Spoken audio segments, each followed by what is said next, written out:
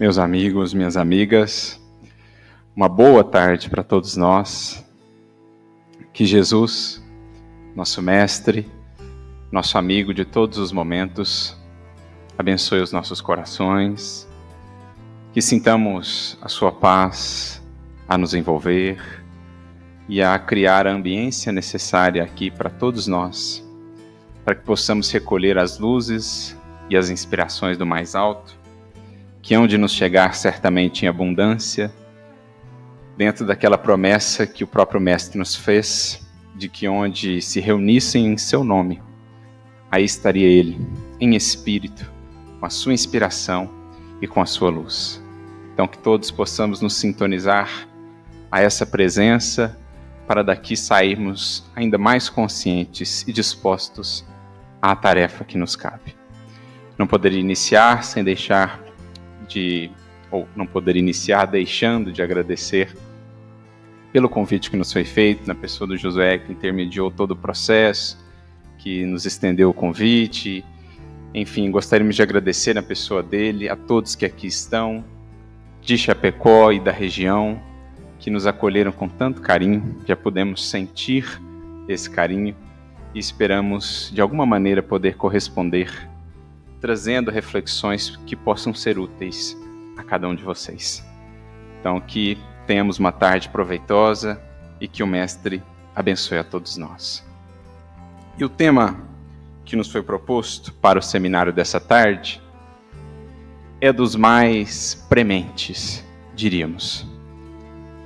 Gira em torno de uma das palestras ou de uma das parábolas de Jesus, um dos sermões do Mestre, em que, por meio de uma parábola, ele nos descortina alguns dos horizontes do porvir da humanidade. Aliás, ele fez isso por diversas vezes no Evangelho, com o seu olhar de espírito puro, que devassa os séculos, que penetra o tempo e também o próprio pensamento divino, que tudo vê, tudo sabe. Jesus compartilhou conosco alguns desses relances do futuro, a fim mesmo de nos instruir, de nos capacitar, para que em vivendo momentos culminantes como o que ora vivemos na Terra, pudéssemos estar mais conscientes do tempo vivido, da ocasião singular pela qual passamos. E naturalmente, mais conscientes, também mais preparados, também mais prontos à tarefa que nos compete. Porque esse é um exercício que nos compete a todos, na condição de discípulos, construirmos para o Senhor um estado de prontidão, com o qual Ele possa contar. Gosto de sintetizar esse estado numa fala que está no Evangelho, uma fala de Ananias, aquele grande colaborador cristão, aquele que, perseguido por Saulo, foi depois visitá-lo naquela hospedaria onde estava ele cego, restituiu-lhe a visão e assim ofertou a nós um dos maiores exemplos, de trabalho e de transformação que a humanidade já viu, o apóstolo Paulo, que teve em Ananias esse grande companheiro do início, aquele que o estimulou, aquele que o orientou e que teve um papel muito importante em sua caminhada. Mas quando Jesus vai recorrer ao auxílio, à ação de Ananias, é interessante notarmos a resposta de Ananias. Diz ele, numa frase que sintetiza muito bem esse estado: eis-me aqui, Senhor. E é isso que precisamos aprender a ofertar a Jesus. O eis-me aqui, Senhor. Porque ele não pergunta antes de se ofertar a tarefa, qual seria a tarefa? Qual o teor da tarefa? Quanto tempo duraria a tarefa? O quanto a tarefa pediria dele? Ele simplesmente oferta-se. Porque ele sabe que se o Senhor o confia, ou confia nele para aquela tarefa, é porque então está dentro do que é possível, está dentro do seu próprio planejamento, está dentro das suas necessidades evolutivas. Então, é ao mesmo tempo um exemplo de humildade, mas também de fé, de confiança. E a partir desses pilares, portanto, nós vamos construindo esse estado de prontidão que se faz necessário, que se fez em todos os tempos do cristianismo. O Senhor tem contado com alguns corações que se ofertam assim mais disponíveis. Outros, no entanto, ou a maioria, temos muitas vezes deixado a desejar, ou fugido nos momentos de testemunho, encontrado uma série de justificativas, a fim de postergarmos transformações e ações que se fazem necessárias já de muito, mas que temos deixado para mais à frente, há muito tempo.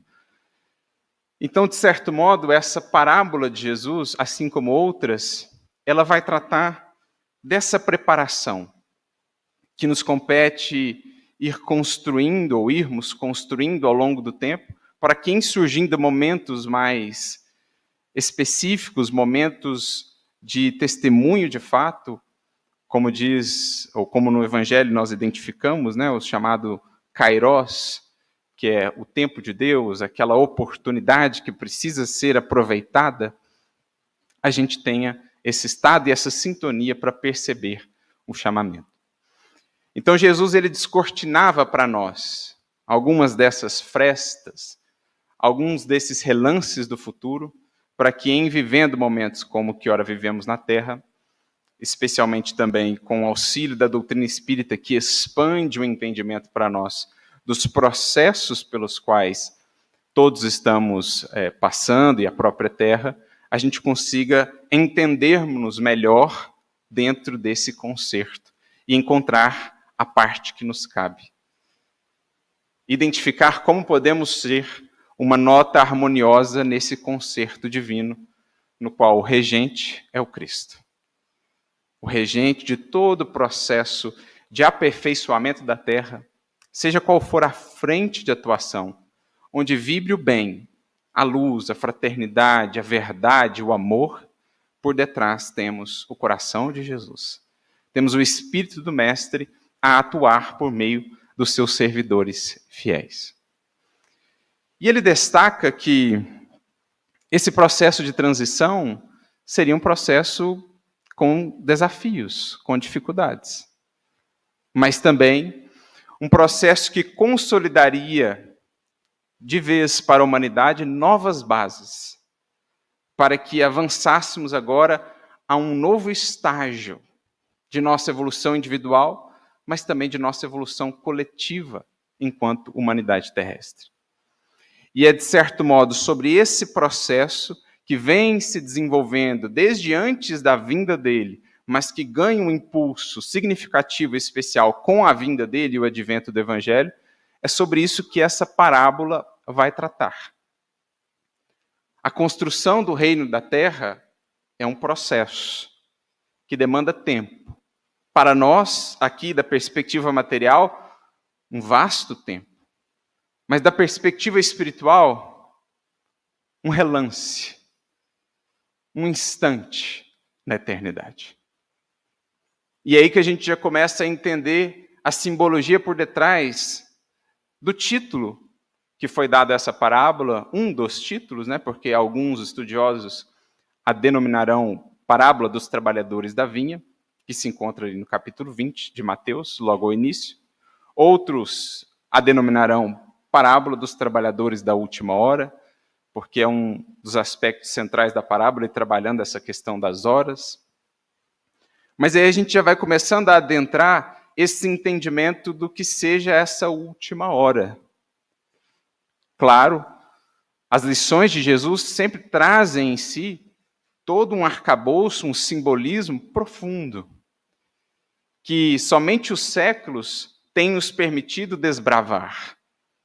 À medida que outras revelações vão surgindo, outras contribuições de emissários do próprio Mestre que descem à Terra vão chegando até nós, tudo isso vai atuando como uma série de chaves ou pecinhas de um quebra-cabeça que vai tornando possível a gente montar o quadro mais abrangente do que é a evolução, do que é toda essa coordenação do Cristo no processo evolutivo da Terra, para que a gente veja melhor o que são esses processos e esses momentos.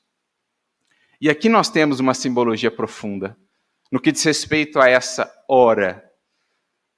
Faz-me lembrar o Salmo de número 90, quando lá está dito, para Deus ou para o Senhor, 1000 anos são como um dia, e um dia como 1000 anos. Algo que o próprio apóstolo Pedro, mais tarde, na sua segunda epístola, haveria de resgatar. E, de fato, da perspectiva do mundo espiritual, esses processos que aqui para nós parecem tão longos, tão demorados, nada mais são do que um dia na eternidade. Mas um dia muito bem planejado, um dia que vem sendo pensado, um dia que vem envolvendo a milhares e milhares de corações, encarnados e desencarnados, alguns que vêm à Terra dar cabo, digamos assim, ou realizar determinadas tarefas e funções para que esse dia possa de fato se complementar, outros atuando mais do mundo espiritual, o próprio mestre coordenando tudo, mas no momento propício vindo ele em pessoa ter conosco e dar a sua contribuição para que esse dia, a representar todo o processo de educação da humanidade para um novo paradigma, o paradigma agora do espírito, que está criando bases, fincando raízes na Terra, para que esse dia se consolide. E adentremos, de fato, um novo dia, deixando para trás essa era em que ainda muito inscientes do que somos, para onde vamos, qual o sentido da vida, perdíamos-nos por entre sombras e ilusões, deixando para trás esse dia, que encontra-se agora em período de noite, mas já vislumbrando, enfim, o alvorecer de um novo dia, de um novo tempo. É aí que vamos entendendo a referência à última hora, como a representar o período final de conclusão de um dia, que na verdade são milênios de serviço e preparação. Mas também o alvorecer, o prenúncio de um novo dia, uma nova hora que há de surgir. Então, a visão espiritual ajuda-nos a redimensionar as coisas, as perspectivas. Essa uma hora representa para nós, os que aqui estamos, séculos. Especialmente a partir do advento do Consolador, quando, dizem-nos os Espíritos, entramos na fase final desse dia, para adentrarmos, enfim, o novo dia pelo qual o Cristo e os seus colaboradores vêm trabalhando há muito, mesmo antes da vinda dele. Aliás, ele mesmo disse, de maneira também muito simbólica, que em 3 dias ergueria um novo templo. E se usarmos essa chave de leitura do Salmo citado, 1000 anos, um dia, 1000 anos, nós vamos percebendo que o terceiro dia, de fato, marcaria esse terceiro milênio, no qual estamos agora adentrando, deixando a última hora do milênio passado, do segundo dia, para adentrarmos o novo dia, o terceiro, no qual Jesus disse, simbolicamente, edificaria um novo templo. É uma nova religião a que Jesus irá fundar? Ou será que, enfim, a humanidade despertará para o verdadeiro templo? De fato, o único templo, ao qual os demais, na verdade, servem. Os de pedra servem a esse templo, ou deveriam apontar para esse templo que o Cristo está nos ajudando a descobrir, a edificar. Em termos de humanidade regenerada, teremos, enfim, uma humanidade que reconhece cada ser em si o templo divino e a presença divina que há por ser descoberta e expressa. Esse é o grande programa do Evangelho. Na palavra resumida de Emmanuel, a ciência divina de ligação com o Pai. Eis o que o Cristo veio nos ensinar. Eis o novo templo que ele deseja edificar e que ele dá esse marco para nós. O terceiro dia seria um dia significativo. O terceiro milênio no qual nós estamos agora. Por isso, de certo modo, poderíamos pensar que não falamos mais apenas dos trabalhadores da última hora, mas também dos trabalhadores da primeira hora. Porque estamos justamente nessa transição entre as últimas horas do dia passado e a nova hora ou as novas horas do dia que se inicia. E quanto a fazer nessa hora? Quanto a realizar? Quantos paradigmas mudar? Quantas bases renovar? É disso que essa parábola essencialmente vai tratar. Redimensionando, primeiramente, a nossa visão de tempo, entendendo que a espiritualidade trabalha o tempo de maneira muito diversa de nós outros aqui ainda encarnados. Para eles, 4 séculos de um planejamento é nada, algumas poucas horas de um dia. Se pensarmos no próprio advento do Consolador, que vem dar continuidade à tarefa do Evangelho, a iluminação de consciências que o Evangelho e antes a legislação mosaica, especialmente o Decálogo, havia iniciado, se pensarmos na própria preparação para o advento do Espiritismo, vamos identificar, por exemplo, o espírito de Allan Kardec, que é esse apóstolo do Evangelho Redivivo, já operando mais ou menos 3, 4 séculos antes da sua encarnação como Allan Kardec, preparando o terreno para o que depois viria a desenvolver. Porque foi ele, na figura de Jan Hus, da República Tcheca, encarnação pregressa de Allan Kardec, de certo modo um dos precursores da Reforma, que por sua vez, depois levada adiante por Lutero, por Calvino e outros, abriu espaço para o iluminismo, para um surto, para um impulso de progresso científico, filosófico e mesmo religioso da humanidade. E esse ambiente, de certo modo, arejado, renovado, foi então o que propiciou o surgimento do Espiritismo. Então vejamos, um espírito que encarnou 4 séculos antes, preparando um trabalho que haveria de desenvolver 4 séculos depois. E isso, para eles, é o planejamento de algumas horas dentro do programa divino para a Terra, do qual o Cristo é o gerente, o coordenador. Então, quando falamos de trabalhadores da última hora, estamos falando dessa consciência que o Espiritismo nos traz, de que a evolução ela é marcada por etapas, por ciclos, por processos, ela é planejada, nós não estamos ao sabor do acaso, embora pareça, alguns assim pensem, que as coisas estão caóticas, que as coisas pioram, degringolam, pelo contrário. É justamente o estertor da madrugada, é a última resistência da noite que sente a chegada do dia. É preciso, portanto, corações que estejam voltados para o dia que chega e não excessivamente fixados na noite que vai cedendo lugar. É disso que Jesus precisa. Porque por muito temos recusado o convite à tarefa. Mas agora, em momento culminante, é preciso saibamos, queiramos aceitar. Mas para a gente poder desenvolver a parábola, que é muito vasta, daria material para a gente refletir por horas e mais horas, vamos aqui delinear alguns pontos principais que achamos importante para a gente entender a essência da parábola. No estudo do Evangelho, o que nos importa sobretudo é isso, o Espírito. Qual a mensagem? Como isso fala a nós e de que maneira isso impacta em nossa vida e em nossa conduta hoje? Não ficarmos excessivamente presos às formas, às palavras, às possíveis divergências. Isso é o cômodo de entrada do estudo do Evangelho.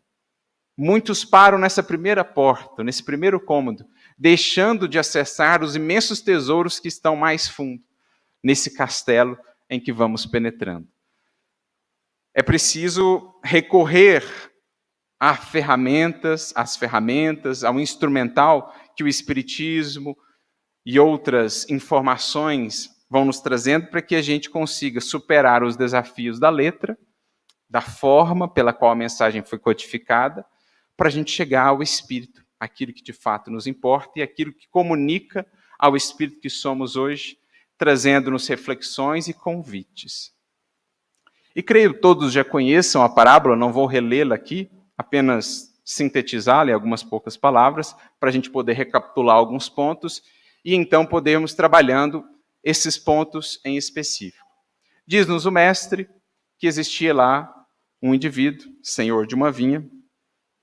O administrador dessa vinha sai, então, a procurar pessoas para assalariar no trabalho dessa vinha. Essa figura, né, da vinha é, aliás, uma figura muito presente no contexto do Evangelho e também do Espiritismo. Não por acaso, os Espíritos solicitam a Kardec que colocasse em O Prolegômenos de O Livro dos Espíritos o símbolo de uma videira, a cepa, aquele desenho que nós todos conhecemos. Porque era um símbolo já muito utilizado desde os tempos do Evangelho como referência ao trabalho do Espírito. Os sábios judaicos recorriam muito a essa simbologia dos elementos materiais, cotidianos, para trazerem questões e reflexões espirituais. Eles buscavam elementos que pudessem representar ou fazer um paralelo com as questões espirituais da vida. Então eles pensavam consigo, tudo o que há na matéria, com o tempo, está deteriorando-se. Com o tempo vai sendo consumido, vai sendo transformado, deteriorado.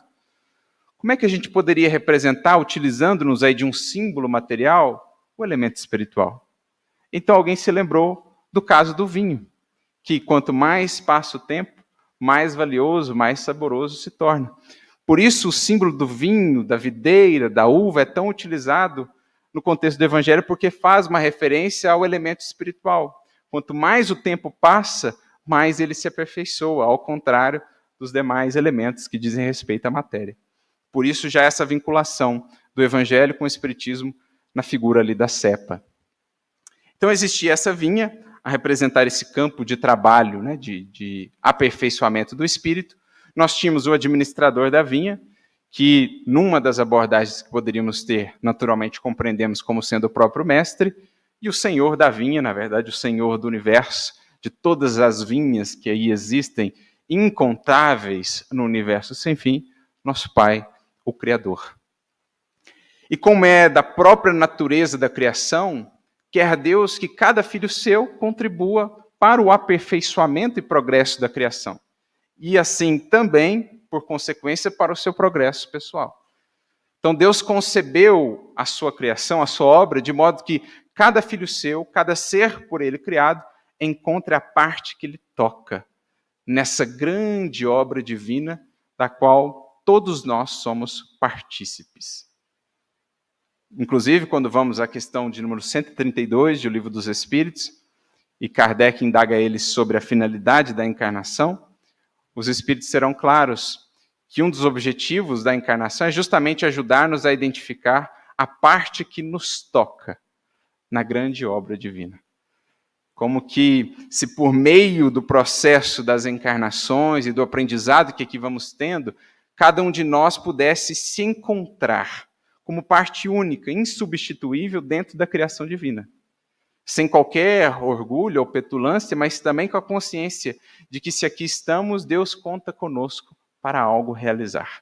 Nessa grande vinha da qual Ele é o Senhor e Jesus na terra, o administrador. E ele sai, então, buscando trabalhadores. Encontra alguns na primeira hora, alguns na terceira hora, e assim sucessivamente, até a 1/10 hora.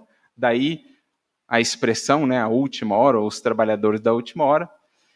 E com os primeiros, os que ele foi buscando e contratando nas horas anteriores, ele havia acordado o valor lá de 1 denário, um salário, pela jornada de trabalho, esse era o valor pago por um dia de trabalho. E com os últimos, ele os envia à vinha, mas não havia ali um trato formal de quanto receberiam. Eles chegam e tudo mais, trabalham. Ao final do dia, é chegado o momento de fazer, digamos assim, a remuneração, né? De trazer a remuneração a cada um deles. E ele começa justamente por esses últimos, e dá-lhes 1 denário. Aqueles que começaram antes, logo pensam, né? Se eles ganharam 1, então ele vai aumentar o nosso. E qual não é a surpresa quando eles recebem também 1 denário. E aí se revoltam, reclamam, falam, mas o que é isso? Nós aguentamos aí todo o peso do dia e tal, e você dá o mesmo para eles e para nós, etc. E aí o Senhor diz, mas o acordado não era isso? Por acaso, por eu ser bom, os seus olhos são maus? Ou seja, se infelicita ou fica triste aí pelo fato do seu irmão ter ganhado mesmo que você, etc. Toma o teu e segue o teu caminho. E aí ele conclui, né, com algumas frases clássicas do mestre, digamos assim. Os últimos serão primeiros. E, a depender da tradução, insere-se também aquela frase, né, porque muitos são os chamados e poucos os escolhidos. A tradução do Haroldo, por exemplo, não conta com essa frase, porque ela não está presente em todos os manuscritos mais antigos. Mas algumas traduções, João Ferreira de Almeida, por exemplo, também vão inserir essa frase. São muitos os chamados e poucos os escolhidos. Então, em síntese, né, em breves palavras, essa é a parábola. E imagino que muitos, ao lerem pela primeira vez, ou ainda hoje, essa parábola, realmente se incomodam, porque talvez sintam ali uma espécie de injustiça, ou pelo menos algo estranho. O fato de alguns terem trabalhado tantas horas e receberem, entre aspas, o mesmo tanto que aqueles que trabalharam só ali a última hora. Mas não teria sido mestre injusto, etc. Aí que vem um dos eixos principais de reflexão da parábola, sobre o qual nós vamos conversar aqui nessa tarde. Mas antes de mais nada, vale-nos pensar sobre a questão do chamado. Porque já estamos entendendo que essa seara ou essa vinha representa a tarefa que podemos realizar no mundo em cooperação com Cristo, ou a serviço dele. A questão é, temos percebido o chamado? Temos entendido de fato quando e como Jesus nos chama a essa tarefa? Porque às vezes esperamos por muitos anos ou por muito tempo, às vezes por uma encarnação inteira, que esse chamado venha assim de maneira mais formal. Esperamos talvez que Jesus nos enviasse um ofício, hoje em dia um e-mail, um WhatsApp, explicando-nos o que fazer ou como ele espera contar conosco, onde está a nossa ação, enfim, o que nos compete. Talvez guardamos ainda essa visão do chamado como um chamado assim muito formal. Mas o primeiro aspecto a compreender nessa parábola é que os convites de Jesus são muito mais sutis e muito mais presentes do que imaginamos. Porque até aqui muitos de nós, ao longo da trajetória espiritual, nesses tantos séculos desde o Evangelho, efetivamente temos recusado muitas vezes o convite. Ou até nem visto e percebido os convites. Talvez, na condição hoje de trabalhadores da última hora, estaremos muito de nós porque nas horas anteriores estávamos ali distraídos, desatentos, ou até percebemos o convite, mas o recusamos. Fugimos à tarefa ou ao testemunho, distraídos por outros chamamentos e por outras buscas. Mas creio que os que hoje aqui estamos, já manifestamos pelo menos um anseio de atender. Queremos já aproximar-nos de Jesus. Ansiamos a sua presença. Sabemos que longe dele e do que ele representa, não haverá paz, nem felicidade, nem plenitude para as nossas vidas. E sabemos muitos de nós disso até por exaustão, por já termos percorrido tantos caminhos e jornadas longe dele. Por exaustão, por desilusão, fomos descobrindo que ele é o caminho, a verdade e a vida. Então em nós já há o anseio de aceitar, mas talvez ainda não exista a sensibilidade de ouvir e perceber o convite. E esse é um dos primeiros esforços nossos. No estudo do Espiritismo, no estudo do Evangelho, criar em nossa alma uma acústica, uma sensibilidade capaz de ouvir essa voz. Que até então em nossas vidas, muitas vezes tem sido abafada por outras vozes. dentro e fora de nós. Porque estamos cercados de ruídos, vozes de sereias, falsos profetas dentro e fora de nós, que nos chamam a outros caminhos bem distintos ou distantes dos caminhos do Senhor. Emmanuel mesmo tem uma mensagem chamada Entre as Falsas Vozes, em que ele nos fala dessas tantas vozes que ainda ecoam dentro de nós, sobretudo, mas também fora, chamando-nos aos velhos labirintos e tortuosos caminhos que já andamos e percorremos tantas vezes, e que só dores e desilusões nos trouxeram. As ásperas sendas da impiedade, como está no Evangelho segundo o Espiritismo. Essas vozes seguem a nos chamar. Mas é preciso aprender a filtrá-las, porque de fundo, ecoando para todos os séculos da humanidade, em todo tempo e em todo lugar, há uma voz sublime, há a voz do bom pastor. E ele nos disse, João capítulo 10, as minhas ovelhas ouvem a minha voz. Ele trabalha aí com algo que era muito conhecido daquele povo, né? A cultura agropastoril era uma de suas principais pilastras, digamos assim, especialmente os pastores, né? O rebanho, os rebanhos de ovelhas. E os pastores sabiam que as ovelhas tinham uma percepção especial para a sua voz, pela própria convivência. Não sei se vocês já viram, certa feita vi um videozinho desses que rodam assim no WhatsApp. Temos ali um grupo de ovelhas, e aí várias pessoas se aproximam e chamam e fazem barulho, etc. E as ovelhas nem dão bola. Mas se aproxima o pastor, na hora que ele fala, todas as ovelhas voltam-se para ele.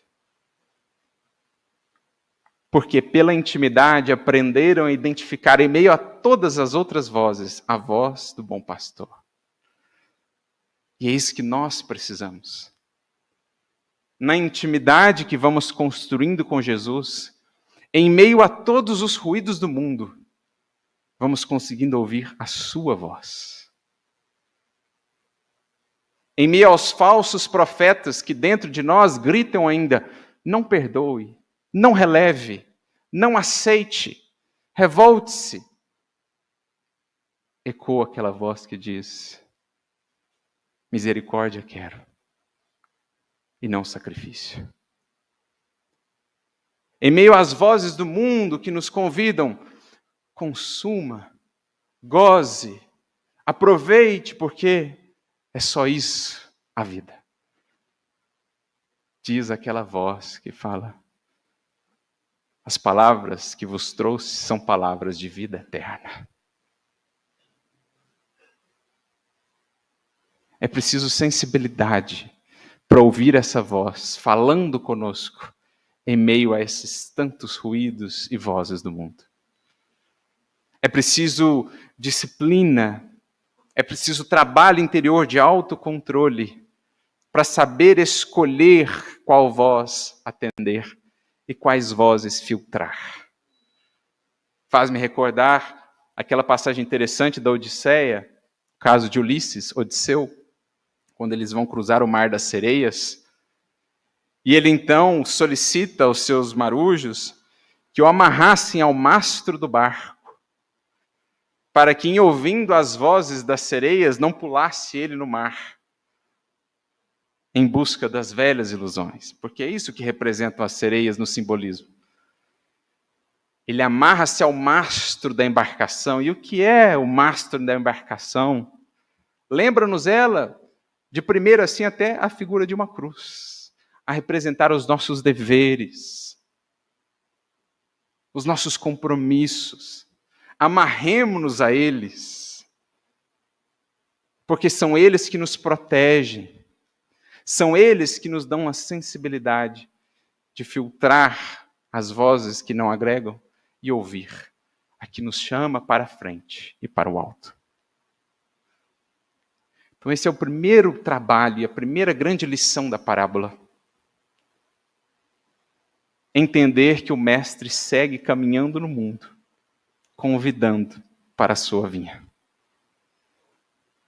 Não era só quando esteve aqui presencialmente entre nós. Não estamos a falar só de convocações pessoais em carne e osso. Porque é tudo, acima de tudo, um chamado espiritual. E Jesus, embora não fisicamente, segue percorrendo o mundo por meio de seus mensageiros, mas ele próprio, em espírito, por meio das inspirações, segue por todos os caminhos, em cada recanto, a estender o convite do reino. Como naquela outra parábola, a parábola do festim das bodas, em que ele orienta em toda esquina, em toda estrada, levem o convite do reino. E ele segue fazendo isso. Mas aí Emmanuel destacará para nós, no prefácio do livro Paulo Estevão, quando fala do chamado de Paulo, né? Ele diz assim, alguns poderão ser mais exigentes e dizer, mas ele foi chamado diretamente, ele foi visitado em pessoa, eu ainda não. Mas ele acrescenta, todas as criaturas menos rudes recebem a sua convocação pessoal ao serviço do Cristo. O que ele quer dizer com menos rudes? É um eufemismo, né? É uma maneira de abrandar assim.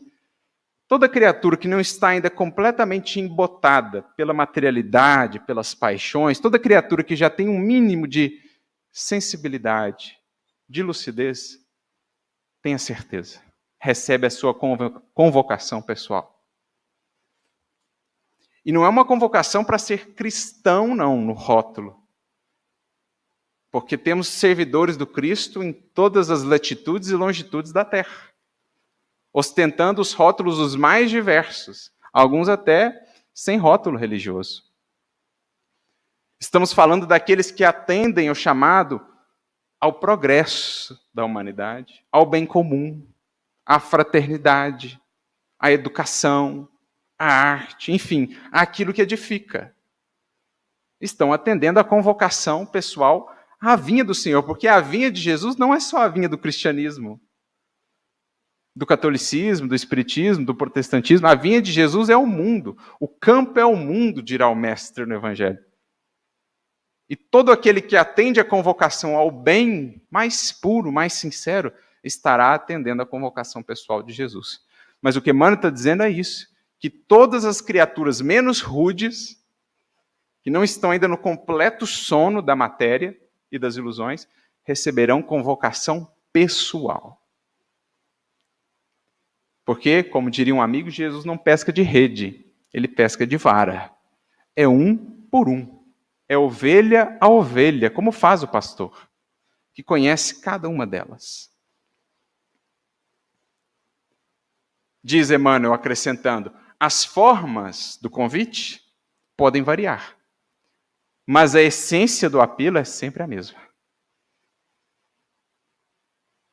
Então a gente precisa ver, analisar na nossa vida se nós ainda não estamos esperando, sentados como aqueles trabalhadores da parábola, um convite que está passando aí várias vezes, esperando algo formal quando o convite nos tem visitado de outros modos.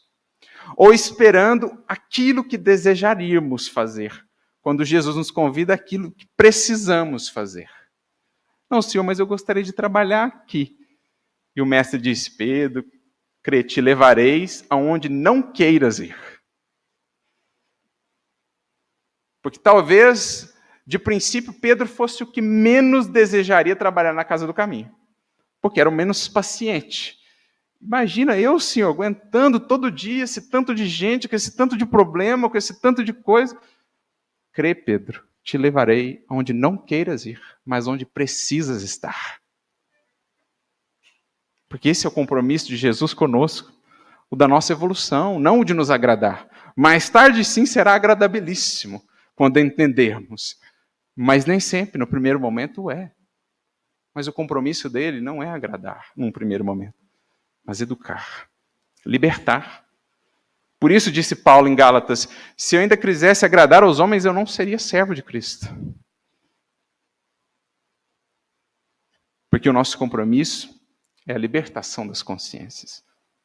Então o convite de Jesus, os chamamentos à sua seara, tenhamos certeza, tem nos visitado.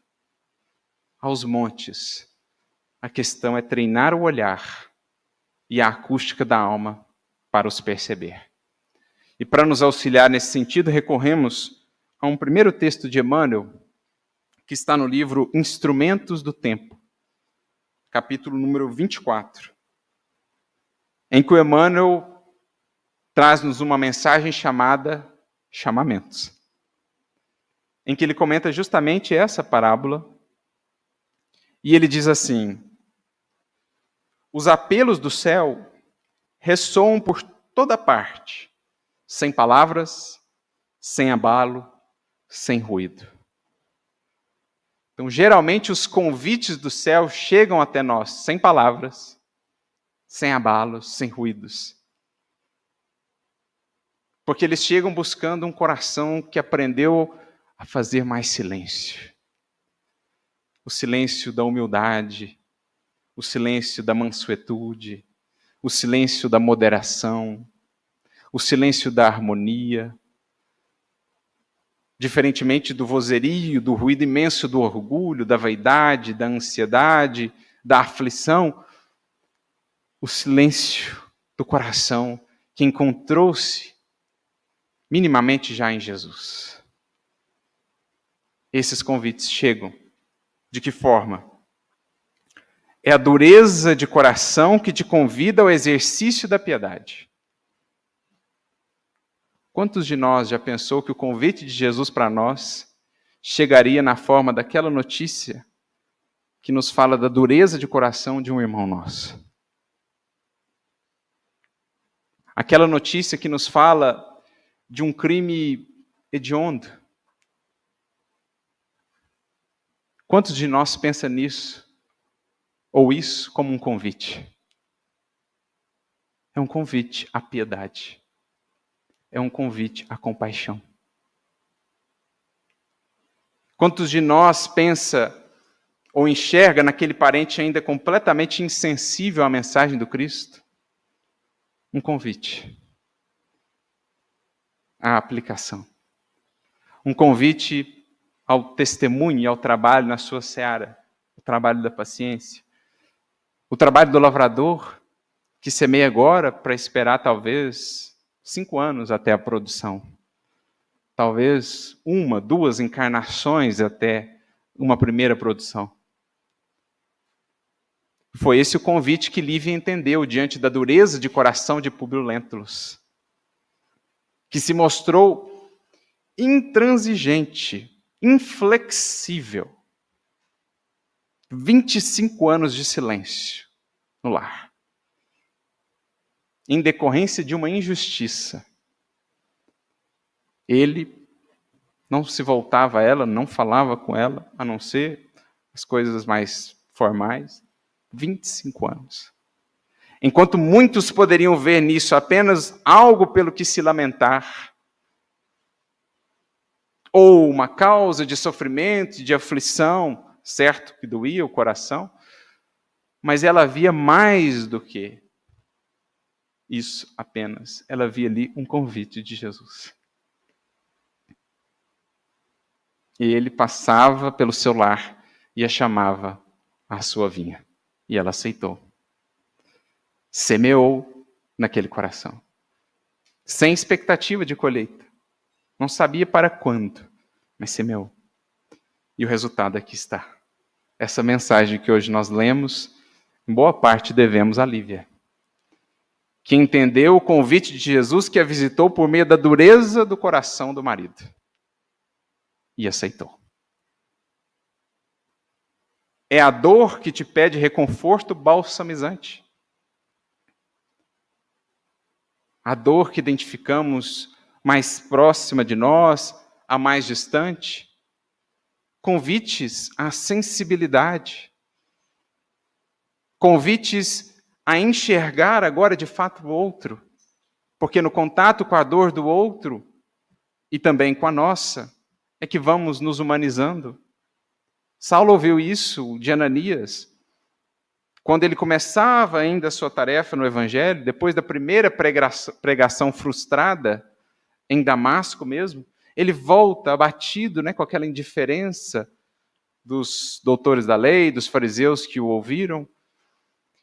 E Ananias então fala para ele: Saulo, tens um longo caminho ainda a trilhar.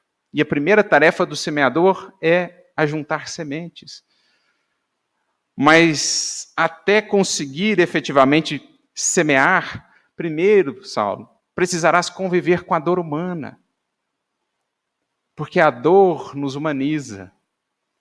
Aprender a considerar o outro, a sentir com o outro a sua dor, é isso que vai fazendo do nosso coração um veículo para o amor do Cristo.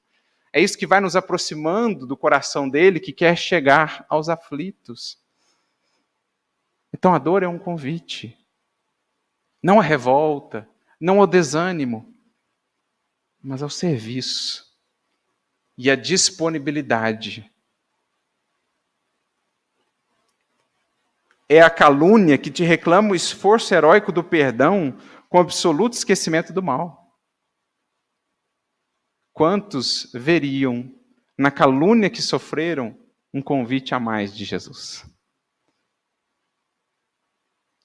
Me lembro daquele caso, de certo modo até cômico, quando o Chico foi visitado por alguns representantes de uma revista muito conhecida à época, e ele relutou porque já estava meio calejado ali com as experiências com a imprensa, nem sempre as melhores, né, nem sempre com as melhores intenções, mas ele acabou concedendo a entrevista ali, eles ficaram alguns dias com ele, tiraram algumas fotos, etc., e depois saiu uma reportagem bastante infeliz, né? Distorcendo algumas coisas, com algumas fotos assim não tão bacanas e tal, e ele ficou muito entristecido com aquilo. Muito entristecido com aquela experiência, porque, de certo modo, era uma calúnia ali, uma desinformação a respeito dele, da sua missão, da sua tarefa, melhor dizendo.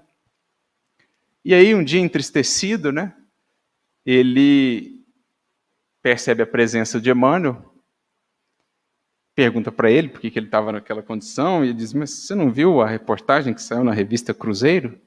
E tal. Você devia ter me avisado, né, que não era para acolhê-los. E o Emmanuel, daquele jeito, né, dele, bem educador. Enfim, ele conclui: mas fique tranquilo, Emmanuel. Fique tranquilo, Chico. Jesus foi parar na cruz, você só foi parar na Cruzeiro. Ou seja, o maior caluniado de todos foi o Mestre. E isso ele pagou essa calúnia na cruz. Você foi parar na Cruzeiro. Então entenda essa experiência como mais um convite de ser ainda mais fiel e de partilhar um pouco da cruz do Mestre. Então o Chico viu naquela, entre aspas, calúnia, naquela desinformação, um convite para estar ainda mais firme na seara. Mais consciente do que é de fato testemunhar com Cristo e superar os desafios e as incompreensões. É o cipoal da discórdia que te aguarda a bênção da harmonia. Então, onde surge a discórdia como um cipoal, né, complicando os movimentos, as interações, ao invés de vermos ali um motivo de desânimo, entendamos isso como um convite renovado de Jesus a espalharmos ainda mais a harmonia, a pacificação. Quando vemos a discórdia, por vezes, alastrar-se ainda no movimento, ao invés de termos nisso algo que nos apoquente, que nos desanime com relação ao futuro do movimento, entendamos como um convite a mais de Jesus para sermos pacificadores, para sermos aqueles que, como traz bem o espírito da oração atribuída a São Francisco de Assis, levam sempre a outra face, onde houver discórdia, que eu leve a concórdia. Onde houver mentira, que eu leve a verdade. Ao invés de combater a mentira, de combater a discórdia de punhos cerrados, na verdade, utilizemos-nos do antídoto, aquilo que a desarma. Então, também são convites. Ele traz aqui para nós alguns exemplos, portanto, das maneiras pelas quais Jesus nos visita. Quem poderá dizer-se, então, não chamado à sua seara? Porque isso nós todos encontramos. discórdia, às vezes, no lar, a dor que encontramos na rua, próximo de nossa casa, ou mesmo à distância, a pedir de nós pelo menos uma oração, e não simplesmente a indiferença. É a dureza de coração que às vezes ainda vemos nos noticiários, daqueles que cometem esse ou aquele crime que nos impressiona, ou daqueles que ainda se entregam à corrupção, com profunda dureza de coração para com o povo. Pedem de nós, antes de mais nada, compaixão. Uma oração para que suas fibras sejam mais sensibilizadas e desperte antes que as lágrimas sejam pesadas por demais. É certo que a justiça divina é indefectível, mas que possamos amparar de alguma maneira desde já esse coração para que desperte. E ele continua: não ouvides que o Senhor apela para a tua bondade, para a tua compreensão, para a tua paciência e para a tua capacidade de servir em todos os ângulos do caminho. Aqui é uma esperança frustrada, que é também um convite ao recomeço, é um convite à perseverança. Ali é um desafio de sofrimento, que no fundo é um convite à resignação, à paciência, que em nome dele te pedem confiança e conformação. A voz do mestre vibra no santuário doméstico, na oficina em que te confias a conquista do pão, no templo de tua fé religiosa, na via pública. Então, Jesus vai nos convidar e vai nos buscar, não só aqui, quando aqui estamos ou aqui viemos, mas ele vai lá em casa. Às vezes ele nos chama no meio do trânsito, na rua, ele nos convida à sua seara. Às vezes é lá em nosso trabalho, quando somos convidados a adotar a postura de correção, de equilíbrio, de compromisso, de honestidade. Fala-te de 1000 modos diferentes, nos amigos, nos parentes, nos companheiros e nos desconhecidos que cruzam com os teus passos pela primeira vez. Fala-nos, portanto, de 1000 modos, ó Mestre, estendendo-nos ainda e sempre esse convite à sua vinha. Então, o primeiro aspecto é construirmos essa percepção. E como vamos fazendo? Aqui já mencionamos. As ovelhas ouvem a voz do pastor em meio aos demais, por quê? Pela convivência. Intimidade com Cristo. E como se ganha intimidade com Cristo? O estudo do Evangelho é um desses pilares, é um desses fundamentos. No estudo do Evangelho, conversamos com Jesus. Sentimos mais junto de nós a sua presença. Tornamo-nos amigos do Mestre. A oração abre os nossos canais perceptivos, facilitando também essa compreensão ou a captação desses convites. E, em especial, o serviço no bem. Como disse Jesus certa feita, uma passagem muito bonita, um conto de Humberto de Campos, cavaleiro da Arsonval, ele diz ao cavaleiro em determinado momento: quem me procura no serviço aos semelhantes mais cedo me encontra. Quem me procura no serviço aos semelhantes mais cedo me encontra. O caminho mais rápido e próximo até Jesus está na figura do próximo, no serviço aos semelhantes. Assim a gente vai construindo essa afinidade em que a voz do Mestre passa a vibrar cada vez mais ressonante dentro de nós, conduzindo-nos os passos pelos caminhos da vida. Esse é o primeiro ponto que gostaríamos de destacar, o chamamento. Mas precisamos agora nos debruçar também sobre a aparente injustiça da parábola, a diferença de pagamentos. E aqui é preciso recorrer a um entendimento espiritual da passagem, porque de fato, se ficamos numa leitura literal, a partir das perspectivas que temos do trabalho no mundo, das retribuições do mundo, ela será injusta. Mas quando adentramos o aspecto espiritual do trabalho, aí as coisas vão se explicando, vão se encaixando. Porque nós vamos compreendendo que na vida o que vale efetivamente não é a quantidade. mas a qualidade. Jesus disse certa feita a Zebedeu, que queria angariar logo multidões para a causa do Evangelho. Senhor, vamos juntar as turbas pela causa do Evangelho. E Jesus diz a ele, nossa causa, Zebedeu, não é a do número, mas a da verdade e a do bem. O número é um elemento secundário. Um dia a causa do Evangelho será a do número. Um dia a terra inteira estará consciente do chamamento do Cristo.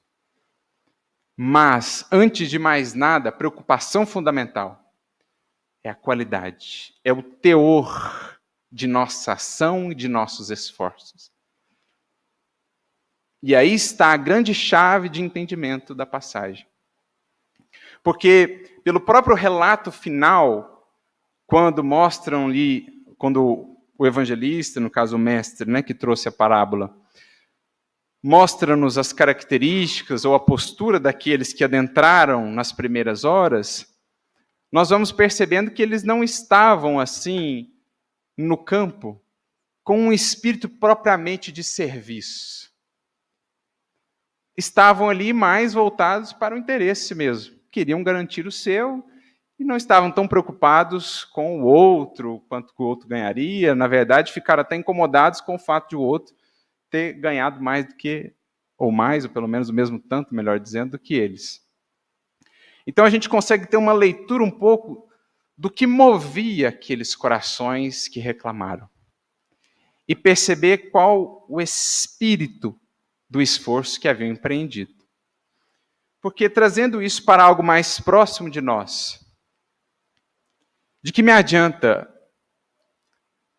ter conhecido o Espiritismo de berço, ter lido praticamente todas as obras espíritas, ter frequentado invariavelmente, ao longo de todos os anos da minha encarnação, o centro espírita, se ao final da existência, quando perante o tribunal do mais alto, receberemos de fato a retribuição pelo que foi feito ou pelo que também não foi feito, chegarmos lá praticamente idênticos do que quando adentramos essa seara. De que me adiantaria toda aquela ornamentação exterior ou todos aqueles registros na ficha, se ao chegar perante o tribunal da verdade na consciência, no retorno à vida maior, eu me identificar praticamente idêntico ao que era quando adentrei aquela encarnação. No entanto, imaginemos agora o caso daquele que conheceu o Espiritismo 5 anos antes de sua desencarnação. E, no entanto, de tal modo tocou-se pela mensagem, entregou-se ao serviço, que em seu velório os que lá estavam diriam, eu não reconhecia mais o fulano. De tão diferente estava ele após esses 5 anos. Ele que outrora era tão impaciente no lar, tão difícil no trabalho, tão exasperado, de repente se tornou alguém tão manso, tão brando, tão prestativo. Me impressionei. Diremos nós, quem receberá mais efetivamente dos cofres da vida superior? Aquele que tem 80 anos de espiritismo ou aquele que em 5 anos usufruiu-os como se fosse uma eternidade de convivência com o espiritismo? Percebem a diferença? A questão não é tempo, a questão é qualidade. Assim, em nosso trabalho, em qualquer realização, muito mais vale o teor, a intenção por detrás da ação do que o ato exterior em si. Porque por mais nobre seja o ato exterior, se não leva ele, em mim, a uma transformação íntima, não está cumprindo plenamente o seu papel. Pode angariar a gratidão de outros, pode transformar o meio ao meu redor, mas não me transforma, não me qualifica para planos mais elevados de vida e experiência.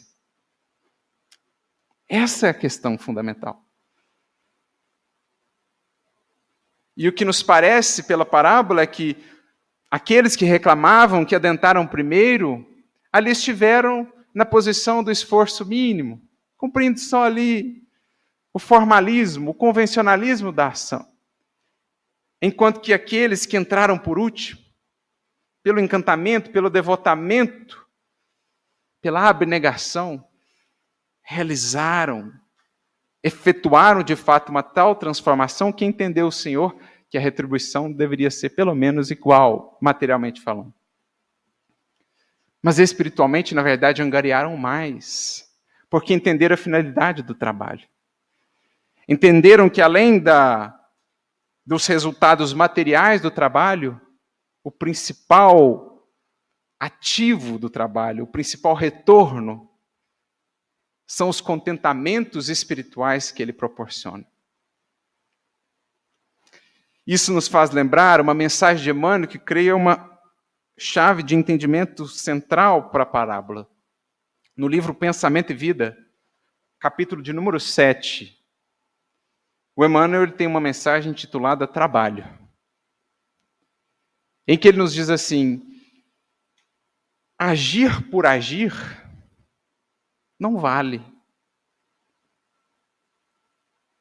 Porque até as regiões espirituais mais sombrias estão repletas de ação. Já pararam para pensar nisso? Que às vezes, aqueles que ainda operam contra o Cristo trabalham mais do que nós, quantitativamente, em termos de organização, em termos de estudo. O André Luiz, no livro Ação e Reação, uma hora ele está lá com Silas, eles vão ajudar um caso de obsessão, que eram, na verdade, os tios do indivíduo encarnado que o obsidiavam em decorrência de brigas por herança, porque o pai dele havia matado os tios para ficar com a herança. E agora eles obsidiavam o sobrinho, insuflando nele a avareza, a usura, e ele estava numa condição muito triste e tal. O André Luiz vai ajudar, e eles se aproximam dos obsessores disfarçados, assim, né? Não como benfeitores, eles se aproximam como quem está interessado ali, quem quer conhecer, né? O Silas vai puxando conversa, e aí tinha um deles que era mais o executor, e tinha outro que era o cabeça, que era o quem planejava.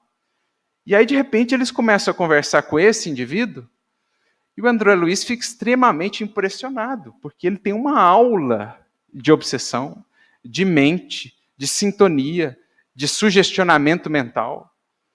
O Espírito chega a falar assim, nas nossas escolas de obsessão, eles tinham escolas, estudavam lá, tinha disciplina A, disciplina B, sobre obsessão. E o André sai impressionado, mas ele sabe mais do que eu, de obsessão, Mas a que visa essa ação? O que ela retorna? Qual a intenção envolvida? Então Emmanuel diz, agir por agir efetivamente pode não representar quase nada, porque até as regiões mais sombrias estão repletas de ação. A questão toda é discernir que há trabalho-ação e trabalho-serviço. E ele diz assim, o trabalho-ação transforma o meio. O trabalho-serviço transforma o trabalhador. Então, às vezes, nós temos uma encarnação inteira no Espiritismo de trabalhação. Para chegar no mundo espiritual e ver quão minguada foi a retribuição, a paga. Um exemplo, só para ilustrar. O irmão Jacó, quem já leu Voltei? Ele chega, foi trabalhador de primeira na Federação Espírita Brasileira, né, incentivou o livro espírita, era dialogador de reunião mediúnica, doutrinou a muitos espíritos, muito ativo, muito realizador. Ele chega no mundo espiritual, primeiro que ele já tem dificuldade para desconectar-se do corpo. Já é aquela coisa assim que ele achou que ia ser mais. E ele vê-se em dificuldade. E aí, quando ele consegue, ele vê os amigos ao redor, né? Bezerra de Menezes, Bittencourt Sampaio, Guilhom Ribeiro, Caíba Schutter, o Emmanuel, e aquela luz, né? De todos eles, aí ele olha assim, cadê a luz? Quase opaco. Ele fala, uai, né? Parece que aí toda a obra ela é muito valiosa, muito instrutiva, é uma obra curtinha. Na verdade, é uma reflexão sobre isso. É ele percebendo que esteve muito voltado para o trabalhação, que frequentava, que ia, que fazia, mas pouco conectado ainda ao trabalho-serviço, que envolve um mergulho muito íntimo em si, um estudo profundo de si, do seu sentimento, da sua intenção, para então qualificar a sua ação. Que é a diferença que nós vemos no Evangelho, naquela passagem tão representativa do óbolo da viúva. Muitos deram tanto, mas quase nada. Ela deu tão pouco, mas muito. O que dava o valor da ação? A intenção.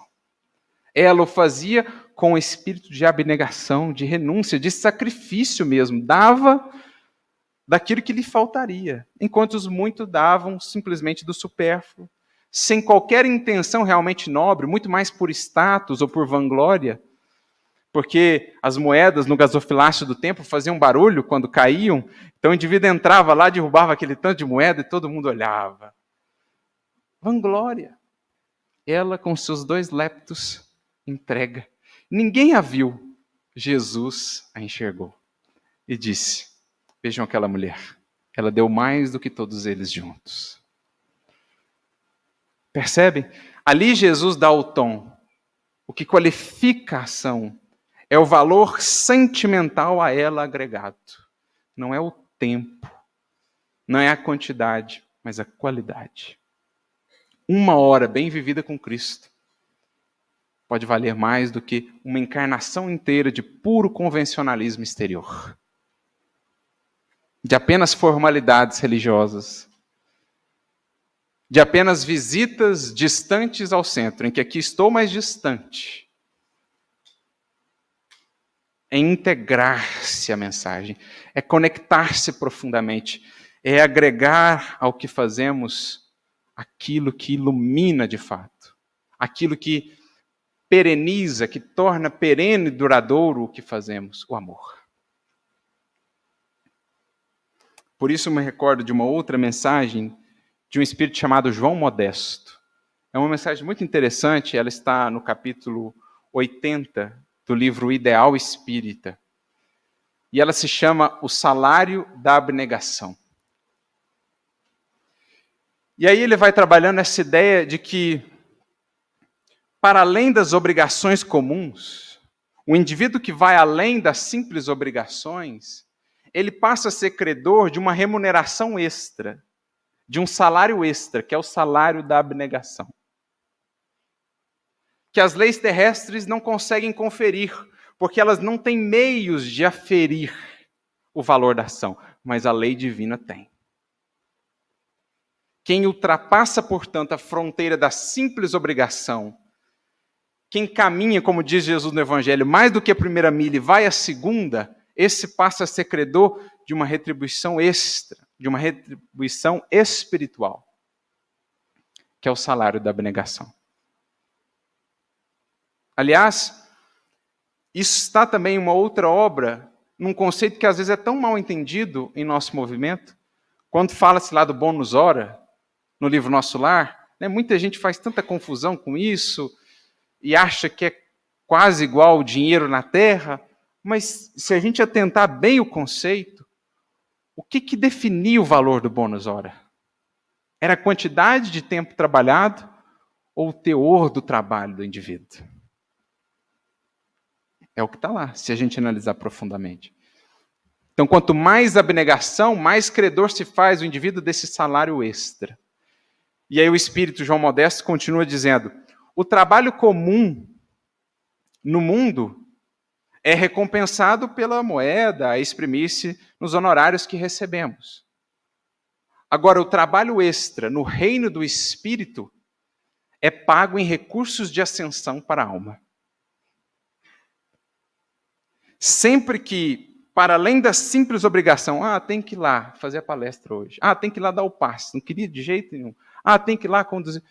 Sempre que, para além da obrigação, do puro formalismo, eu acrescento mais abnegação, mais devotamento, mais renúncia, para melhor qualificar a minha ação, eu passo a ser credor de mais recursos de ascensão para a alma.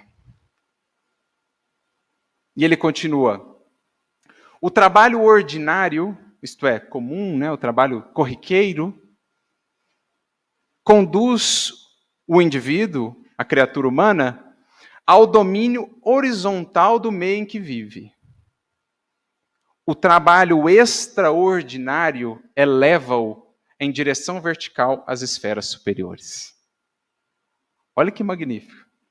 O trabalho ordinário, se eu vou lá no meu trabalho profissional, se eu venho na casa espírita, se eu faço só aquilo, só por obrigação, só porque disseram que tem que fazer, ou só porque eu assumi aquele compromisso, mas sem ir encontrando aos poucos alegria naquilo e entregando-me mais aquilo, se eu fico só nisso, eu amplio horizontalidade na minha vida. Eu ganho em abrangência de visão, eu posso ganhar mais conhecimentos e tal, mas é horizontalidade. Agora, o extraordinário é que dá ao ser verticalidade. Voltando à mensagem do Emmanuel, no Pensamento e Vida, capítulo 7, ele diz que o trabalho-ação fica adstrito ao mundo e às trocas no mundo. Agora, o trabalho-serviço é o que possibilita o desdobramento da ação celeste no mundo. Daí a verticalidade. Torna-se o indivíduo, de fato, um instrumento do alto, por meio do qual o alto possa chegar ao mundo e transformar o mundo, transformando ele também. Então vejamos a diferença capital. Ultrapassar as fronteiras da simples obrigação, do simples rito. Aqueles que começaram antes estavam ali no esforço mínimo. Vamos ficar aqui que no final está garantido um. Mas quando eles viram que os que chegaram na última hora ganharam um, eles pensaram logo já, no anseio de querer usufruir mais, no anseio do interesse pessoal. Então, pode ser que a gente ganhe mais, a gente está mais tempo aqui. Mas trabalharam o dia inteiro não pensando nisso, pensando apenas em cumprir só o básico. Agora, a abnegação não, ela se entrega ao serviço dando o máximo, sem esperar. E por não esperar, o que vem é sempre maior.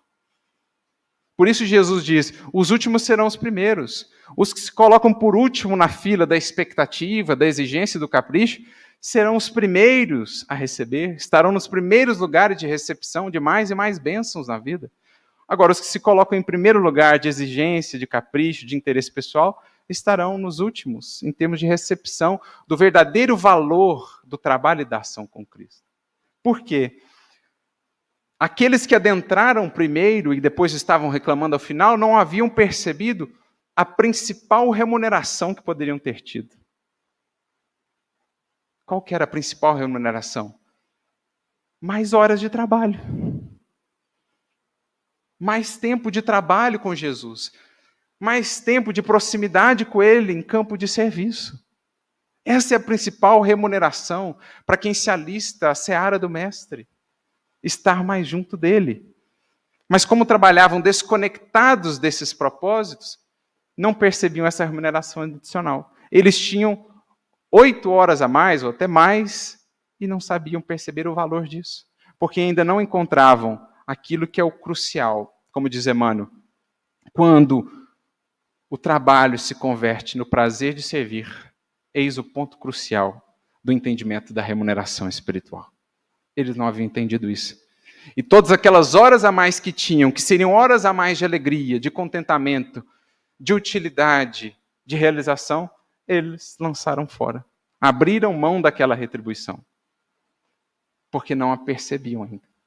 Ao passo que aqueles outros aproveitaram ao máximo a 1 hora que tiveram, deram tudo de si e por isso tanto receberam. Por isso, voltando à mensagem de João Modesto, ele diz assim, a respeito da abnegação, em oposição ao esforço mínimo, a abnegação é o esforço máximo, somente compensável pelos cofres da bondade divina. Só a bondade divina consegue avaliar o valor da abnegação e retribuí-la, de tão valiosa é ela. Aquele que, por mais tarde que tenha começado, se entrega de fato, sinceramente ao labor, esse passa a receber uma remuneração distinta, porque preparado agora para valorizar essa remuneração. Então essa é a questão, é entender que o trabalho em si, para aquele que trabalha com o coração e com o sentimento, torna-se parte da remuneração. E aí, aqueles que começaram antes, de modo algum teriam recebido menos que os que começaram na última hora. Teriam recebido 1 denário, mais todas as horas de trabalho com Jesus. Ao passo que aqueles últimos receberam 1 denário e 1 hora só de trabalho com Jesus. Por não considerarem essa parcela, achavam que tinham recebido menos ou injustamente em relação àqueles da última hora. Porque essa é a grande retribuição na seara com o Mestre. Quanto mais com ele crescemos e nos qualificamos, mais dignos nos tornamos e aptos para tarefas de maior responsabilidade, de maior desafio que mais nos farão crescer. Isso me faz lembrar daquela mensagem do Espírito de Verdade que se encontra em O Evangelho segundo o Espiritismo, justamente no capítulo 20, os trabalhadores da última hora. Quando ele traz aquela bonita mensagem, os obreiros do Senhor, que de certo modo é uma explicação da parábola que nós estamos analisando, é uma explicação muito bonita, aliás. E ele diz assim: àqueles que não recuarem em seus postos, qual será a retribuição? Receberão mais em termos de facilidades materiais? De isenções de lutas? De tranquilidade exterior?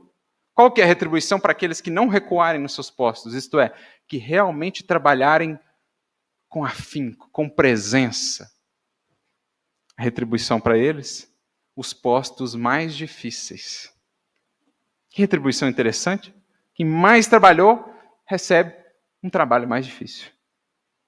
Recebe mais trabalho ainda. Porque é assim que o espírito mais lúcido, evoluído, vai entendendo. A grande alegria dele é poder ser mais útil e doar-se mais junto do Cristo à causa da humanidade. Isso que fez Paulo dizer numa de suas epístolas: eu, de muito boa vontade, gastarei e me deixarei gastar por vós, ainda que amando-vos cada vez mais, seja por vós menos compreendida. Veja só, eu de muito boa vontade gastarei, me deixarei gastar, ainda que receba cada vez menos em termos de compreensão ou mesmo de gratidão. Por quê? No fundo, ele está recebendo cada vez mais da presença do Cristo nele, por meio dele. E essa é a principal retribuição do trabalhador com Cristo. Sentir-se mais ligado ao coração do Mestre, partilhando-lhe a cruz e a causa sublime do Evangelho. Então, a parábola que parecia ser uma expressão de justiça, ganha para nós agora um sentido completamente diferente. Porque, no fundo, ela nos fala disso, de foco, de aproveitamento do tempo, de qualidade no que fazemos, de preencher o nosso tempo com eternidade, com perenidade, de iluminar a nossa ação com o sentimento do amor. Porque a ação por si pode até ajudar a outrem, mas pode não representar nada para nós. Paulo mesmo, mais uma vez, chega a dizer na sua conhecida Epístola aos Coríntios, primeira delas, capítulo de número 13, aquele belíssimo hino que ele faz ao amor, à caridade. Em determinado momento ele diz: ainda que eu desse todos os meus recursos para os pobres e o meu corpo para ser queimado, se não tivesse caridade, isso de nada me adiantaria. Porque o que qualifica, o que dá o valor, é o sentimento envolvido na ação.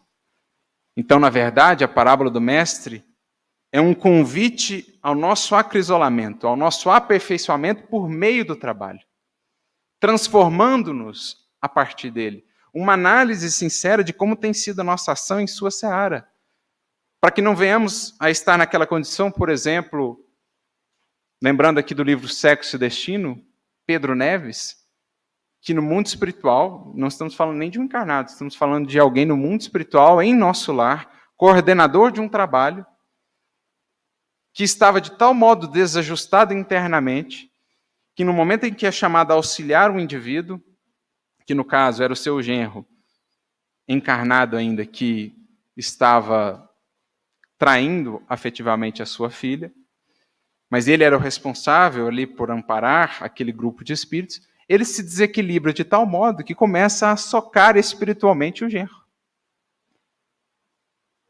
numa casa de prostituição que ele visitava. E aí sai ali um espírito, uma senhora, que amparava as mulheres que lá estavam, que lá trabalhavam com Jesus, lá era o posto de ação dela. Ela sai, abraça ele e fala: meu irmão, o que é isso? Nós estamos aqui para auxiliar. Então ele era um conhecido e dedicado trabalhador em nosso lar, mas olha o estado interno desse coração. O trabalho que ele tanto fazia não o estava pacificando. Não o estava trabalhando. A gente cai naquele estado de Marta, da passagem de Marta e Maria. Tão afanosos, angustiados, ansiosos com o que fazer, com os afazeres, com os quefazeres. E Jesus volta-se a nós e nos diz: estás tão inquieto por tantas coisas, quando uma só é essencial. Então, se o trabalho não nos tem tornado mais pacientes, se o trabalho na casa espírita não nos tem tornado mais afáveis, mais compreensivos, mais indulgentes, mais misericordiosos, é imprescindível façamos essa análise. Porque não seremos trabalhadores da última hora só pelo fato de contarmos com o título de cristãos ou espíritas nesta última hora da Terra. O Espírito Constantino é claro em dizer, na mensagem também do capítulo 20 do Evangelho segundo o Espiritismo, quando ele comenta, essa parábola dos trabalhadores da última hora, ele não diz assim: espíritas, sois todos os trabalhadores da última hora. Ele diz assim: bons espíritas, vós sois. E claro que ele não está resumindo só aos espíritas, mas ele está falando: bons espíritas, vós sois trabalhadores da última hora. Ele não diz espíritas. Porque aí a gente lembra o que é, ou quem são os bons espíritas lá no capítulo 17. Não são os que trabalham por trabalhar, são os que agregam ao trabalho toda a transformação moral que vem desempenhando, efetuando em si, a imensas custas, com imenso esforço. Aí sim se convertem em trabalhadores da última hora. Porque, além de ajudarem o mundo a se aperfeiçoar, estão se fazendo melhores para o mundo também. Melhoram o mundo, melhorando o mundo de si mesmos. Então, uma análise da nossa própria ação espírita, para que a gente não repita o que por séculos talvez temos feito. Muitos de nós, cristãos em tantas encarnações, conhecedores do Evangelho, às vezes até com muito trabalho e ação, mas recusando os convites do Mestre para o trabalho e serviço. Que é o que também diz Constantino: vós, espíritas, muitos de vós tendes recusado o convite na primeira, na terceira, na quinta. Eis agora essa bendita ocasião, da última hora, do fim de um tempo, de um ciclo, para a abertura de uma nova hora, de um novo dia para a humanidade. Não percamos, portanto, a ocasião. E para ilustrar muito bem o que seja esse processo, do trabalho-ação e do quanto nos pede aí, ou nos é necessário uma reflexão para que não nos encontremos nessa condição, eu me lembro de um caso que está no livro Obreiros da Vida Eterna. No livro Obreiros da Vida Eterna, o André Luiz ele visita a chamada Casa Transitória Fabiano de Cristo, que ficava numa região mais próxima da crosta, amparando espíritos que vinham de regiões ainda mais complicadas do mundo espiritual e que ali encontravam, digamos assim, uma primeira acolhida antes de irem para colônias mais elevadas, Por causa da vibração, ainda não conseguiam, por exemplo, ir direto para o nosso lar, então tinha um primeiro pouso ali na casa transitória, para que pudessem ir se adaptando, etc., e então poderem ser levados a outras colônias. E ali ele encontra, está registrado no capítulo 5 da obra, um indivíduo com o qual ele se sintonizou muito, porque tinham profissões similares na última encarnação. O indivíduo se chamava Irmão Gotuso. Ele havia sido médico, se não me engano, psiquiatra, na última encarnação. E ali já estava há algum tempo, na Casa Transitória Fabiano de Cristo, trabalhando ativamente. Acolhia os enfermos, aqueles com transtornos psíquicos que chegavam, espíritos perturbados. e era conhecido ali por todos e tal. E eles vão conversando, trocando ideias. O André Luiz fica até meio curioso, assim, impressionado pelo fato dele ainda estar ali, não ter subido para colônias mais elevadas desde que desencarnou. Fica impressionado pelo fato de o consultório dele ainda parecer o consultório dele na Terra. E pelo fato dele, quando tirava algumas férias, assim, e passar as férias na crosta terrestre, ao invés de buscar regiões mais sublimadas no mundo espiritual. Ou seja, André vai percebendo que aquele espírito ainda estava muito materializado, apesar de todo o trabalho que efetuava. E aí o tempo vai passando, e aí no capítulo 9 da obra, nós temos uma visita especial, vinda de esferas superiores. Para a gente ter uma ideia, para que ela se manifestasse ali, o espírito feminino que veio trazer alguma orientação, ela contou com uma médium no mundo espiritual, para se manifestar ali. E esse espírito era a mãe do Gotuso, que vinha de esferas superiores conversar com ele. Na verdade, dar-lhe um bom puxão de orelha. Por quê? Olhando de fora, parecia louvável o que Gotuso estava a fazer. Já tinha uma ficha corrida de muito trabalho, muitas horas, muita quantidade. No entanto, vista de cima, a ficha espiritual dele era clamorosa. Porque de cima não se vê a quantidade, de cima se vê a qualidade. Então a mãe dele começa o discurso dizendo assim: meu filho, serei breve. Já imagino o que vem, né? Desprenda-se das ideias antigas para compreender melhor. Então, desapego. Esteja disposto a mudar seu modo de pensar e de analisar a vida. As concepções inferiores de nosso eu também se cristalizam, impedindo a penetração da luz em nosso campo interno. Então, olha só, era um trabalhador ali conhecido, reconhecido por tantos, e ela está falando, meu filho, você está cristalizado. Você não está permitindo o acesso da luz. Você imagina o André ouvindo isso, mas como assim, né? Escute, filho meu. Como pode menosprezar a santa oportunidade de elevação? Meu filho, você está trabalhando, mas você está só na horizontalidade. Você não está verticalizando em nada. É o que o João Modesto falou lá. O trabalho ordinário, o trabalhação, ele nos leva a uma expansão horizontal. Eu que posso ampliar conhecimentos, posso fazer mais laços, etc., mas não verticaliza. Como pode permanecer em repouso ante as necessidades primordiais do espírito? O mestre aproveita as qualidades utilizáveis do discípulo em determinado setor do aprendizado, adiando por misericórdia a melhoria e o aprimoramento de certas zonas obscuras da personalidade. Porque a gente poderia pensar, né? Então por que o administrador da parábola aceitou aqueles que ficaram lá só no trabalho médio, né? O trabalho ali mínimo, o esforço mínimo? Porque Jesus vai aproveitando o que por hora a gente está podendo dar. Ele dá sempre um lugarzinho, dá sempre uma posição de trabalho para nós. O trabalho não vai faltar. Mas ele espera que o trabalhador vá se qualificando. Ele não violenta, não se impõe a ninguém, dá ocasião de trabalho, mas é da lei que se espere que o trabalhador amadureça, transforme-se, renove-se. Então o mestre ele aproveita as qualidades utilizáveis, postergando por misericórdia a melhoria e o aprimoramento de certas zonas mais obscuras da nossa personalidade. Então, em outras palavras, ela está dizendo assim, sutilmente, Jesus está aproveitando o algo de bom que você já tem aí, mas tem muita zona obscura dentro de você que é preciso conhecer.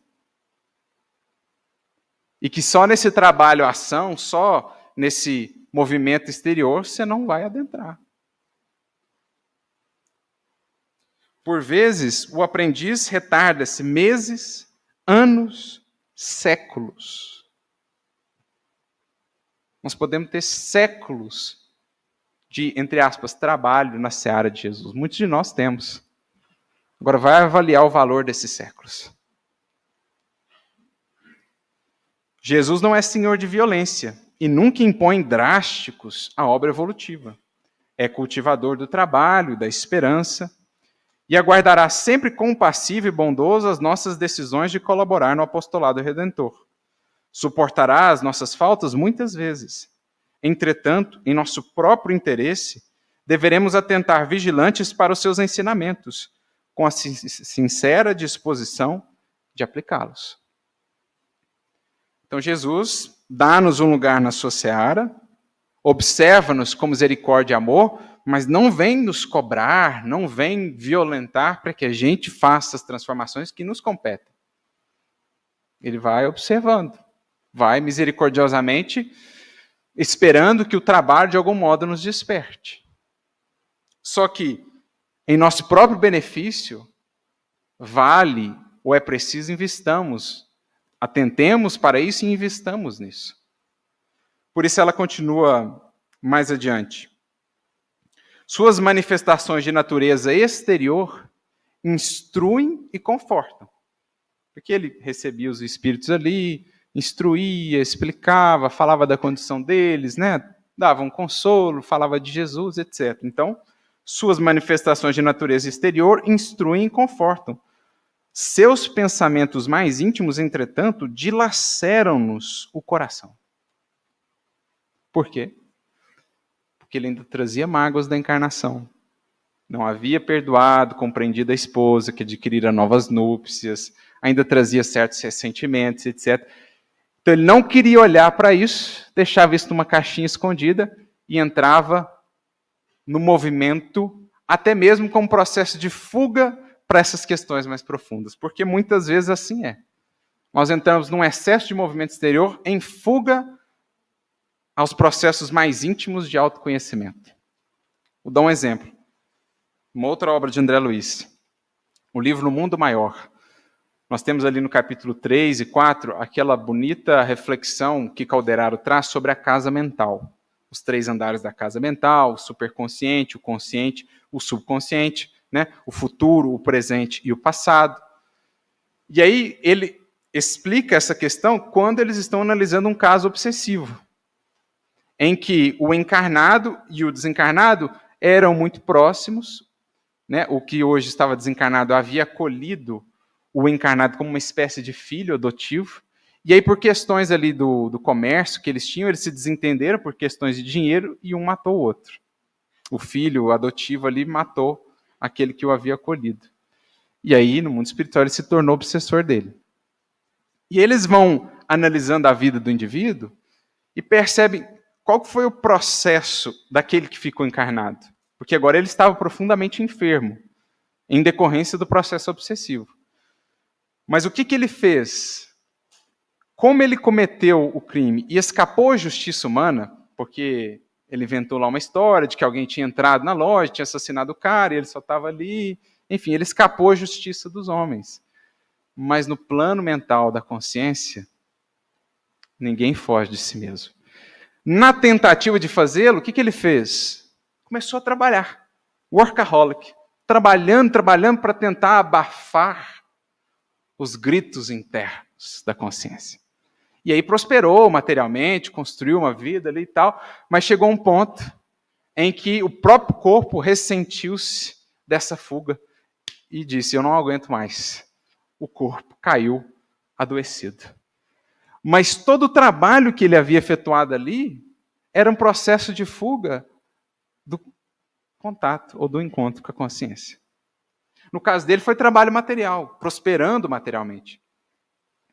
Muitas vezes pode ser no trabalho espírita, em que a gente vai para o trabalho espírita só para fugir dos autoencontros, das dores, das dificuldades. E aí a gente abraça o mundo na tarefa espírita. 15 atividades por semana. Daqui a pouco o indivíduo está só a capa. Não aguenta mais nem ouvir falar de Kardec, de espiritismo. Por quê? Ele está trabalhando só em movimento exterior. Internamente, ele está em processo de fuga. Porque ele não quer deixar que o trabalho alcance o plano íntimo. Então, a mãe dele chega a dizer, olha, exteriormente, louvável, mas os seus pensamentos íntimos dilaceram-nos o coração. Olha a expressão forte. Né? Alguém vendo de fora assim, oh, que bonito, quanto trabalho. Os espíritos vendo de cima, está chorando. Está chorando. Está com o coração dilacerado, meu filho está... Como conduzirá doentes à cura se prossegue magoado com aqueles que o feriram, aparentemente? Então, como é que você vai ajudar os doentes a encontrarem a cura se você é um doente apegado à sua enfermidade? Como dará lições de bom ânimo aos tristes se demora tanto tempo na ilusão do desalento? Em outras palavras, meu filho, como você vai dar o que você não tem? Ou que você não está querendo ter? Oh, filho amado, ninguém serve a obra do Pai com a mente toldada pelo vinho amargoso das paixões. Abra o entendimento à passagem das bênçãos divinas. E aí mais adiante ela diz, é razoável que você demore neste asilo de amor, colaborando na cura de desequilibrados mentais, longe dos círculos mais densos. Contudo, não pretende ganhar o mais além? Admite satisfeito o cárcere do estacionamento, malgrado o caráter do trabalho edificante? Não desejará libertar-se para libertar efetivamente os prisioneiros da ignorância? Não demandará o plano superior para ser mais útil aos que intentam galgar a escada reveladora da luz imortal? Em outras palavras, meu filho, não querer subir, não querer ascender, também é um pecado. A estagnação, por mais movimento que exista. Então, acho que o caso aqui do irmão Gotuso é muito elucidativo para nós. Ele vem bem ao encontro dessa parábola. Porque irmão Gotuso poderia ser bem aquele que começou, no caso, em comparação com André Luiz, há mais tempo. Tinha mais horas já de serviço. No entanto, talvez André, que entrou mais nas últimas horas ali, já tivesse feito um trabalho mais profundo dentro de si, por meio do reconhecimento de suas imperfeições, de suas fragilidades, e já estava operando lá em faixas maiores, buscando também servir, sem querer compará-los, mas apenas a título de instrução. Para que percebamos, portanto, que a nossa ficha no mundo espiritual não será medida ou analisada, sobretudo pela nossa própria consciência, pelo número de livros que lemos, pelo número de atividades que realizamos, pelo número de vezes que aqui frequentamos, mas sobretudo pelo substrato disso. Pelo que isso fez de nós e o que nós fizemos disso. Isso é o que há de contar. Que às vezes alguém que chega aqui e conhece o Espiritismo, faltando 2 anos para partir, poderá sair com um cabedal maior de aquisições do que nós outros que talvez estamos a mourejar na seara espírita há 50, 60 anos. A questão com Cristo é qualidade acima de quantidade. É teor, é conteúdo acima do número. E é isso, sobretudo, que essa parábola inesquecível nos ensina. Nesses tempos desafiadores, nesses tempos em que tanto se está por fazer nessa última hora, pede Jesus, trabalhadores que à simples obrigação agreguem a alegria de servir. A abnegação, que encontrem então esse salário extra a traduzir-se em mais e mais possibilidades de testemunhar, de exemplificar com o Mestre em circunstâncias até cada vez mais desafiadoras. Porque essa é a retribuição, como disse o Espírito de Verdade, aos fiéis postos mais difíceis. Como disse Emmanuel, numa bonita mensagem chamada A Retribuição, no livro Fonte Viva, capítulo 22, em que ele comenta aquela pergunta de Jesus: E nós, Senhor, que tudo deixamos por Ti, que receberemos? E aí, Emmanuel inicia o comentário dizendo assim, que recebe o grão depois de colhido. O moinho que o tritura para uso coletivo. Que recebe a massa do pão depois de trabalhada. O forno que a converte em alimento para a multidão. Que recebe o pão depois de pronto. A graça de ser dividido. A graça de ser distribuído.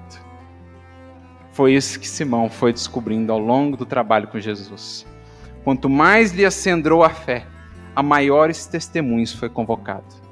A maior expressão de caridade e de renúncia com Jesus, ele foi chamado, na medida em que avançava na caminhada com o Mestre.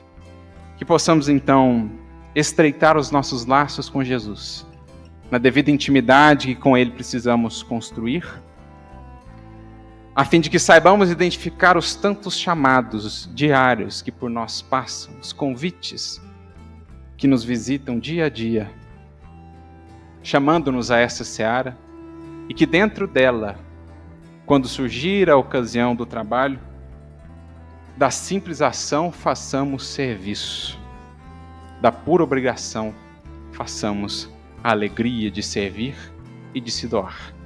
Porque então com Jesus estaremos a descobrir não mais apenas as retribuições materiais, passageiras, mutáveis, tão frágeis, mas enfim, a remuneração do Espírito, que é a presença cada vez mais viva de Jesus em nós.